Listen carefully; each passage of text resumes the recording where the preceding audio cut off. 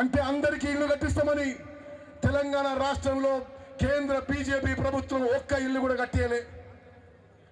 హైదరాబాద్ రంగారెడ్డిలో అంతకుముందున్న కాంగ్రెస్ ప్రభుత్వం information technology investment region ITR project మంజూరు చేస్తే దానికి పెట్టుబడి 2.5 లక్షల కోట్లు, 50 లక్షల ఉద్యోగాలు రావాలి.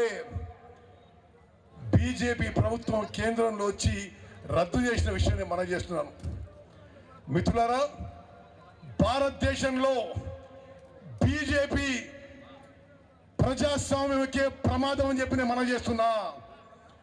మళ్ళోసారి బీజేపీ గెలిచి నరేంద్ర మోదీ ప్రధానమంత్రి అయితే ఈ విధంగా మనం అయితే పూర్తి స్వేచ్ఛతో ఒక ఫ్రీ అండ్ ఫెయిర్ డెమోక్రసీలో బతుకుతున్నామో అది ముందు ముందు ఉండబోదు అని చెప్పి కూడా నేను మనం చేస్తున్నా. భారతదేశంలో ప్రజాస్వామ్య వ్యవస్థలని సంస్థలని విచ్ఛిన్నం చేసింది, బలహీనపరిచింది నరేంద్ర మోదీ బీజేపీ ప్రభుత్వం మనం చేస్తున్నా. పార్లమెంటు వ్యవస్థ బలహీనపరిచిండు, మీడియా వ్యవస్థని ఒత్తిడికి తలొక్కే విధంగా చేసిండ్రు. ప్రజాస్వామ్యం కాపాడే అన్ని వ్యవస్థలకి బీజేపీ ప్రమాదకరం అని చెప్పి మనం చేస్తున్నాం.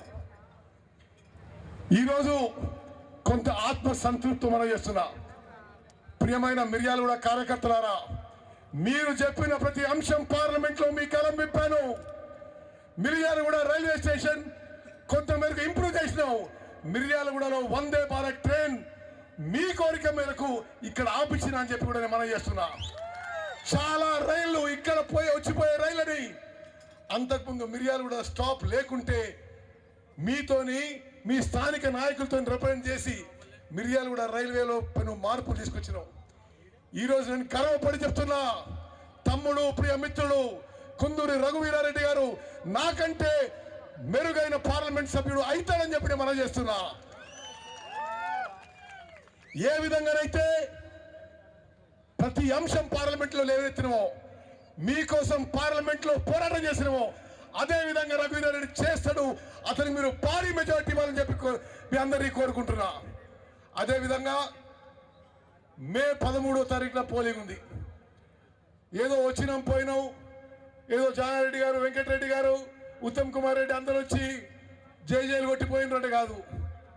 మీకు అపీల్ చేస్తున్నా, గ్రామాన ప్రతి మున్సిపల్ వార్డులో ఈ రోజు నుంచి మే 13న పోలింగ్ అయిపోయే వరకు కష్టపడి పనిచేయాలని చెప్పి మీ అందరికీ చేతులెత్తి నేను నమస్కారం చేసి విజ్ఞప్తి చేస్తున్నా. మిత్రులారా, రాష్ట్రంలో జరుగుతున్న విషయాలు కొన్ని మీకు మనం చేస్తున్నా.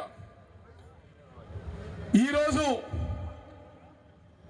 పౌర సరఫరా శాఖ మంత్రిగా రాష్ట్రంలో ధాన్యం కొనుగోలు విషయంలో ఒక్క గింజ కూడా ఎంఎస్పి కంటే కనీస మద్దతు ధర కంటే తక్కువ కొనుక్కోకుండా 6,919 ప్రొక్యూర్మెంట్ సెంటర్స్ ప్రారంభించినాం. మిర్యాలగూడలో బహిరంగ సభదాలు చెప్తున్నా, ఏ వ్యాపారవేత్త కానీ ఏ మిల్లర్లు కానీ ఎంఎస్పి కంటే రైతుల నుంచి తక్కువ ధర కొంటే కఠిన చర్యలు తప్పవు అని చెప్పి కూడా నేను మనం చేస్తున్నా. అదేవిధంగా పీడిఎస్ రేషన్ బియ్యంలో ఎవరైనా ఇల్లీగల్ వ్యాపారం, అక్రమ వ్యాపారం చేస్తే శిక్ష తప్పదు అని చెప్పి మనం చేస్తున్నా.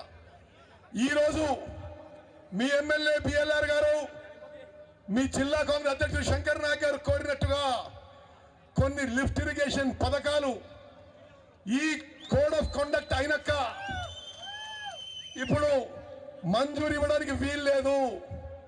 పార్లమెంట్ ఎన్నికలు జరుగుతున్నాయి. పార్లమెంట్ ఎన్నికలు అయిపోయిన తర్వాత దున్నపోతులగూడెం లిఫ్ట్ ఇరిగేషన్ స్కీమ్ అని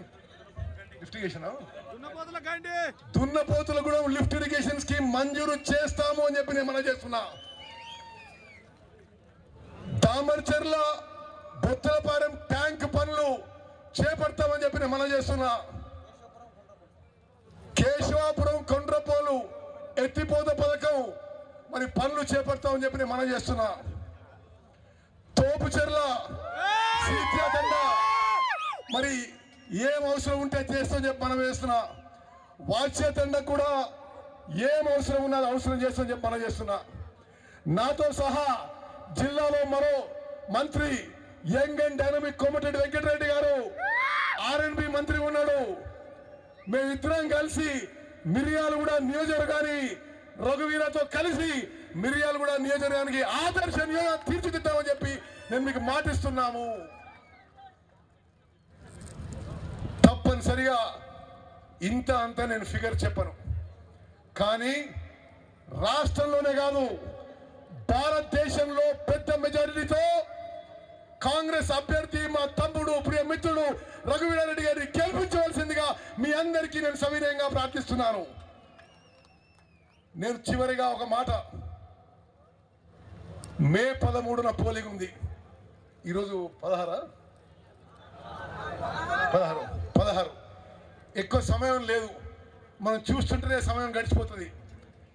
ఎవరికి వాళ్ళు మున్సిపల్ వార్డులో మున్సిపల్ స్థాయి నాయకులు, గ్రామాల్లో గ్రామస్థాయి నాయకులు సిన్సియర్గా సీరియస్గా మన ఓటింగ్ శాతం ఎంత పెంచగలిగితే అంతే పెంచే ప్రయత్నం చేయాలి.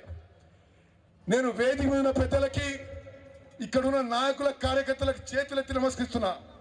మేము ఏదో పెద్ద లీడర్లం కానీ మేము ఊర్లో తిరిగి ఓటు అడగమంటే అది కుదరదు. ప్రతి బూత్లో ఏం రిజల్ట్ వస్తుందో మేము అందరం కూడా పర్యవేక్షించబోతున్నాము.